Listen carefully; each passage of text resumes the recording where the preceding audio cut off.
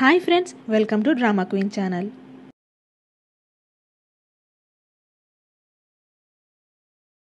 Episode 3 స్టార్టింగ్లో అలా hero హీరోయిన్లు ఇద్దరు ఆ బెట్ విషయంగా గొడవ పడుతూ ఉంటే అంతలో మిస్టర్ గాంగ్కి మెలకు వస్తుంది. మెలకు రాగానే అతనికి వామిటింగ్ వచ్చేటట్లు అవ్వడంతో స్టాఫ్ అందరూ ఇక్కడ కాదు వాష్రూమ్కి వామిటింగ్ చేసుకోవడానికి అంటూ కంగారులో అతన్ని తీసుకుని వెళ్ళిపోతారు. ఇలా వీళ్ళిద్దరేమో గొడవ పడుతూనే ఉంటారు. ఇంకా చెట్టు చుట్టూ మొత్తం బ్యారిగేడ్స్ లాగా కట్టేసి ఆ చెట్టుని చాలా కేర్ఫుల్గా చూసుకుంటూ ఉంటారు వాళ్ళ పిల్లలందరూ.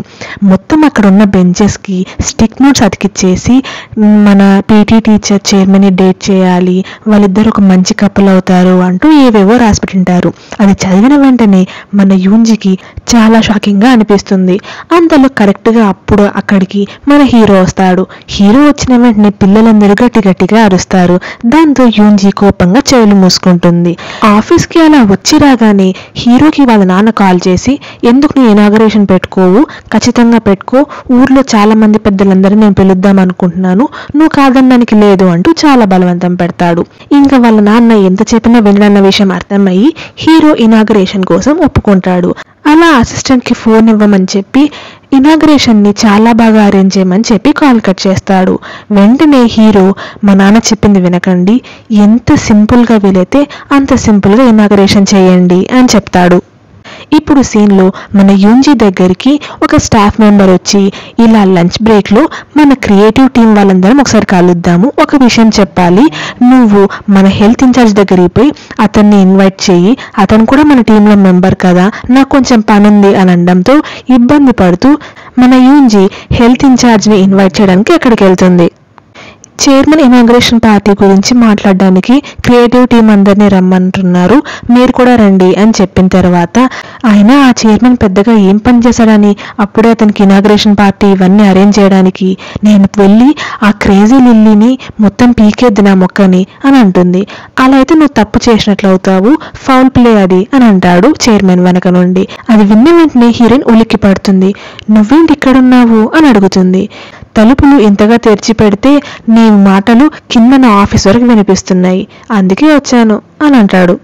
అయినా నువ్వు ఆ బెట్ గురించి ఆలోచిస్తూ ఉన్నావా, నేను అసలు మర్చిపోయాను, నీ బుర్రలో 24 గంటలు అది తిరుగుతున్నట్లుంది, ఏదేమైనా సరే నువ్వు ఆ చెట్టు మీద చేయి కూడా పెట్టడానికి వీల్లేదు అని అంటాడు.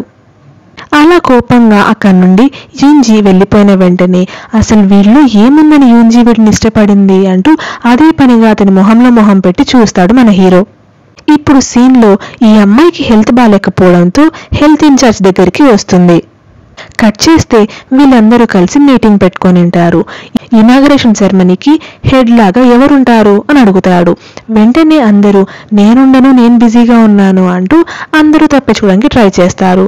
వెంటనే యూన్జీ, అలా అయితే నువ్వు తీసుకుంటావా అని అడిగితే, నేను బిజీగానే ఉన్నాను, నా వల్ల కాదు అని అంటుంది. వెంటనే మన హెల్త్ ఇన్ఛార్జ్, నేను చూసుకుంటానులేండి అని అంటాడు. కానీ హెల్త్ డిపార్ట్మెంట్లో ప్రస్తుతం వర్క్ చేసేది నువ్వు ఒక్కడివే, నీకు సపోర్టర్స్ కూడా ఎవ్వరు లేరు, అక్కడ నుండి నువ్వు వచ్చేసి ఈ ఇనాగ్రేషన్ పనులు చూసుకుంటే హెల్త్ సెక్టర్ మొత్తాన్ని ఎవరు మేనేజ్ చేస్తారు, కాబట్టి నువ్వు వద్దు అని అన్న వెంటనే సువా, అలా అయితే నేను చూసుకుంటానులేండి అని అంటుంది. నువ్వు ఆ మ్యాథ్స్ టీచర్ కలిసి క్వశ్చన్ పేపర్స్ సెట్ చేయాలంట కదా, నీకు అసలు ఈ మంత్లో ఏ పనులు చెప్పొద్దు అని పైనుండి ఆర్డర్స్, ఇప్పుడు నువ్వు చేస్తానంటే ఎలా, కాబట్టి యూన్జీ నువ్వే చేస్తావా అని అంటే, ఇంక నా వైపుకే వచ్చారా అందరూ అంటూ కోప్పడుతుంది. సరే అలాగైతే, పాపం ప్రతిసారి నువ్వే బకరా అవుతున్నావు, ఈసారి ఏం అక్కర్లేదు, నేను ప్రిన్సిపల్తో మాట్లాడతాను, ఎలాగో అలాగా వేరే వాళ్ళు ఈ పనులు చేసేటట్టు నేను మేనేజ్ చేస్తాను అని చెప్పి వెళ్ళిపోతాడు. దాంతో మన యూన్జీ హమ్మయ్య అని ఊపిరి పీల్చుకుంటుంది. ఇప్పుడు సీన్లో యూన్జీ, గాంగ్ ఇద్దరూ కలిసి వాళ్ళ జిమ్ ఏరియాలో క్లీనింగ్ చేస్తూ ఉంటారు. ఆ రోజు వర్షం పడి ఉంటుంది కాబట్టి పైనుండి నీళ్ళని లీక్ అయ్యి జిమ్లో పడింటాయి.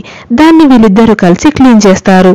అలా మాటల్లోనే గాంగ్, నేను మిమ్మల్ని ఒకటి అడగొచ్చా, మన స్కూల్లో ఫుడ్ బాగుండదు కాబట్టి రేపు లంచ్ ఎగరగొట్టి బయటికి ఎక్కడికైనా లంచ్కి వెళ్దామా అని అడిగితే, అస్సలు కుదరదు అని అంటుంది మన యూన్జీ.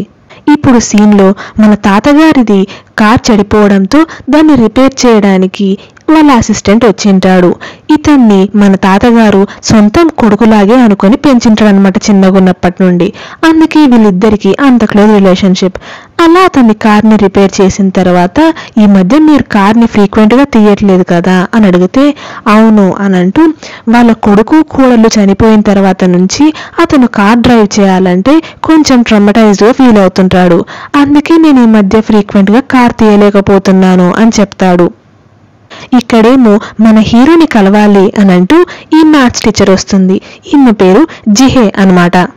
నేను నీతో కొంచెం మాట్లాడాలి అని అనడంతో మన పిఏ అక్కడి నుండి బయటకు వచ్చేస్తాడు. ఇన్ని సంవత్సరాలు అయిన తర్వాత కూడా నువ్వు మళ్ళీ అలాంటి బెట్టే కట్టాలా అని అడుగుతుంది. నువ్వు దేని గురించి మాట్లాడుతున్నావు అని అంటే, నాకు నీ గురించి అంతా తెలుసు, ఇంతకుముందు నువ్వు ఎలాంటి బెట్ అయితే కట్టావో నిన్న రాత్రి మళ్ళీ అలాంటి బెట్ ఎందుకు కట్టావు అని అడుగుతుంది. అయినా ఇవన్నీ నీకెందుకు అని అడుగుతాడు మన హీరో. ఎందుకంటే నాకు నువ్వంటే ఇష్టం కాబట్టి. అప్పుడు నువ్వు సడన్గా స్కూల్ మానేసి వెళ్ళిపోయిన తర్వాత నువ్వు ఎక్కడున్నావో నేను మాత్రమే కనుక్కోగలిగినాను. తర్వాత నీ గ్రాడ్యుయేషన్కి వచ్చిందని నేనే. నువ్వు దుబాయ్కి వెళ్ళిపోతుంటే కూడా నిన్ను సెండ్ ఆఫ్ ఇవ్వడానికి నేను ఎయిర్పోర్ట్ వరకు వచ్చాను అని అంటే, గుర్తుంది, నేను వద్దన్నా వచ్చావు కదా అని అంటాడు హీరో. ఒకవేళ దానికి పూలు గనక వచ్చాయంటే మళ్ళీ నిజంగానే తనని డేట్ చేస్తావా? నాకు నీ గురించి అంతా తెలుసు. ఇంతకుముందు నాకు యూన్జీకి మధ్య ఏ సీక్రెట్స్ ఉండేటివి కాదు అని అన్న వెంటనే మా ఇద్దరి గురించి నీకు తను ఏం చెప్పింది అని అడుగుతాడు హీరో. మీరిద్దరూ 3 months డేట్ చేసుకున్నారంట కదా ఎవరికి తెలియకుండా. తర్వాత నువ్వు ఊరు మారి వెళ్ళిపోయిన తర్వాత నుంచి మీ ఇద్దరు కాంటాక్ట్లో లేరన్న విషయం చెప్పింది అని అంటే, అంతే చెప్పిందా అంటూ హీరో షాక్ అవుతాడు. ఇక్కడ హీరోయిన్ తను ఎంతో కష్టపడి వర్క్ చేసింది కాబట్టి రిలాక్స్ అవ్వడానికి వాళ్ళ స్కూల్ పార్క్లో తన ఫేవరెట్ అయిన ఆ బెంచ్ ప్లేస్ దగ్గరికి వచ్చి రిలాక్స్ అవుతూ ఉంటుంది. అంతలో తనకి నువ్వేం చెప్పావు అని కోపంగా కనుక్కోవడానికి అక్కడికి మన హీరో వస్తాడు. కరెక్ట్గా అప్పుడే ఆ స్టాఫ్ మెంబరు ప్రిన్సిపల్తో యూన్జీకి ఈ రెస్పాన్సిబిలిటీ ఇచ్చేది వద్దు అని మాట్లాడడానికి రావడంతో వీళ్ళిద్దరూ అక్కడ కనిపిస్తే చెడుగా అనుకుంటారు కాబట్టి మన హీరో టై పట్టుకొని లాగి కింద కూర్చొని దాక్కుంటుంది. ఎందుకు ఇలా చేస్తున్నావు అంటూ హీరో కోపడితే, సైలెంట్గా ఉండు, వాళ్ళు మాట్లాడుకుంటున్నారు నా గురించి అని చెప్తుంది. అలా వాళ్ళిద్దరూ మాట్లాడుకునేది వీళ్ళిద్దరూ వింటారనమాట. అయినా తను గేమ్స్ టీచర్ మాత్రమే, చెప్పింది చేయాలి తప్పించి ఎదురు మాట్లాడుతుంది ఎందుకు? అయినా తనకు అంతగా ఏం పని ఉంటుందని? ఆఫ్టర్ ఆల్ గేమ్స్ టీచరే కదా, చెప్పింది చేయమను, ఇలా ఎదురు మాట్లాడితే నాకు అస్సలు నచ్చదు అంటూ ఆమె అరిచి అక్కడి నుండి వెళ్ళిపోతుంది. అదంతా విని ఇరిటేషన్లో ఉన్న మన యూన్జీ సీరియస్గా మన చైర్మన్కి ఒక లుక్ ఇచ్చి అక్కడి నుండి వచ్చేస్తుంది. స్కూల్ టైం అయిపోయింది కాబట్టి ఇంకా యూన్జీ అక్కడి నుండి వచ్చేస్తూ ఉంటుందన్నమాట. కరెక్ట్గా అప్పుడే ప్రిన్సిపల్ వచ్చి, నాకు హెల్ప్ చేస్తావా? రేపు వైస్ ప్రిన్సిపల్స్తో మీటింగ్ ఉంది కాబట్టి రేపు పార్టీకి కావాల్సిన ఫ్రూట్స్ అన్నీ నువ్వు తీసుకొస్తావా? నీకు ఏ ఫ్రూట్ బాగా నచ్చితే ఆ ఫ్రూట్ తీసుకొచ్చేసే. లాస్ట్ టైం అయితే పెద్ద పోస్ కొడుతూ వేరే అతను మ్యాంగోస్ తీసుకొచ్చాడు కాబట్టి నువ్వే స్పెషల్గా వెళ్ళి ఫ్రూట్స్ సెలెక్ట్ చేసి తీసుకురా, అలా అని ఆన్లైన్లో డెలివరీ పెట్టొద్దు అని చెప్తుంది. నాకు కుదరదు అని యూన్జీ చెప్పబోతుంటే కూడా వినకుండా తన కార్డు ఇచ్చేసి అక్కడి నుండి వచ్చేస్తుంది. ఇంకా చేసేదేమీ లేక అదే పని మీద యూన్జీ బయలుదేరుతుంటే కరెక్ట్గా అప్పుడే ఎక్కడికి వెళ్తున్నారు అంటూ గాంగ్ వస్తాడు. నువ్వు ఇప్పుడు ఫ్రీనేనా, పద ఒక చోటికి వెళ్దాము అంటూ గాంగ్ని తీసుకొని బయలుదేరుతుంది.